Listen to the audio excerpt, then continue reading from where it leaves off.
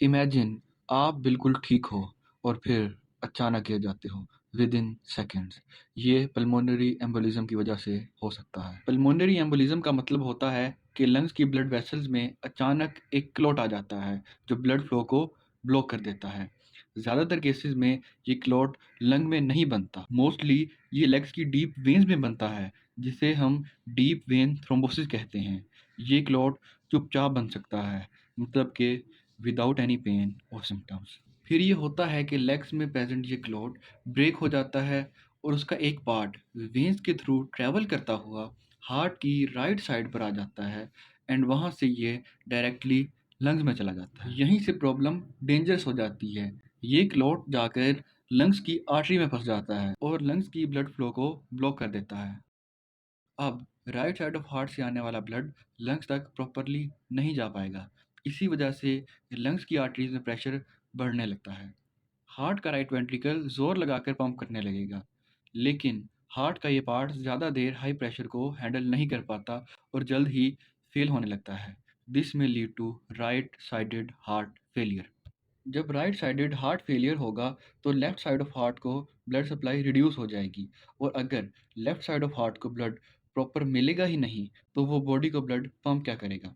This result in sudden fall of blood pressure and body will go into shock. इस stage पर brain और heart को oxygen नहीं मिलेगी। याद है स्टार्ट में मैंने कहा था कि आप बिल्कुल ठीक होगे और एकदम कोलैप्स कर जाओगे। यही उसकी रीज़न है। ब्रेन और हार्ट को जब ऑक्सीजन नहीं मिलेगी तो इंसान अचानक कोलैप्स कर सकता है एंड इवन उसकी डेथ भी हो सकती है। अगर तो क्लॉट छोटा हो तो सिम्टम्स माइल्ड होंगे, लेकिन अगर बड़ा क्लॉट आ गया तब खतरा है। बड़ा क्लॉट मेजर आर्टरीज को ब्लॉक कर सकता है and this will called massive pulmonary embolism. Symptoms अचानक अपेयर होंगे और सडनली वर्स हो जाएंगे। सबसे कॉमन सिम्टम है शॉर्टनेस ऑफ ब्रेथ या चेस्ट पेन भी हो सकती है जो सांस लेने से ज़्यादा होती है। टैकीकार्डिया होगा, यानी कि हार्ट तेज तेज धड़कने लगेगा और कभी कभी तो कफ में ब्लड आने लगेगा जिसे हम हिमोप्टाइसिस कहते हैं। And in swear cases patient unconscious हो सकता है या कार्डियक अरेस्ट भी हो सकता है। सवाल उठता है कि आखिर ये होता क्यों है। कुछ चीज़ें इसके रिस्क को बढ़ाती हैं, जैसा कि सेडेंटरी लाइफस्टाइल, मतलब कि ज़्यादा देर बैठे रहना या फिजिकल एक्टिविटी ना करना, लॉन्ग ट्रैवलिंग और bed rest, recent surgery specially legs की कोई सर्जरी। डायग्नोसिस के लिए सिटी पल्मोनरी एंजियोग्राफी यूज़ होती है। ट्रीटमेंट फ़ौरन स्टार्ट करना ज़रूरी होता है। सबसे इंपॉर्टेंट ट्रीटमेंट है एंटीकोएगुलेंट्स जो न्यू क्लॉट्स को बनने से रोकते हैं। स्वेयर केसेस में क्लॉट डिसॉल्व करने वाली मेडिसिन जिन्हें थ्रोम्बोलिटिक्स कहते हैं वो दी जाती हैं। Sometimes we have to do emergency procedure to remove clot.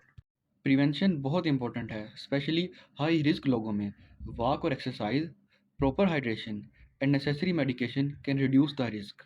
Remember, अगर मैसिव पल्मोनरी एम्बोलिज्म हो जाए तो रिएक्ट करने के लिए टाइम बहुत कम होता है। सो मेंटेन हेल्दी लाइफस्टाइल, अदरवाइज एक साइलेंट क्लॉट अचानक किलर बन सकता है।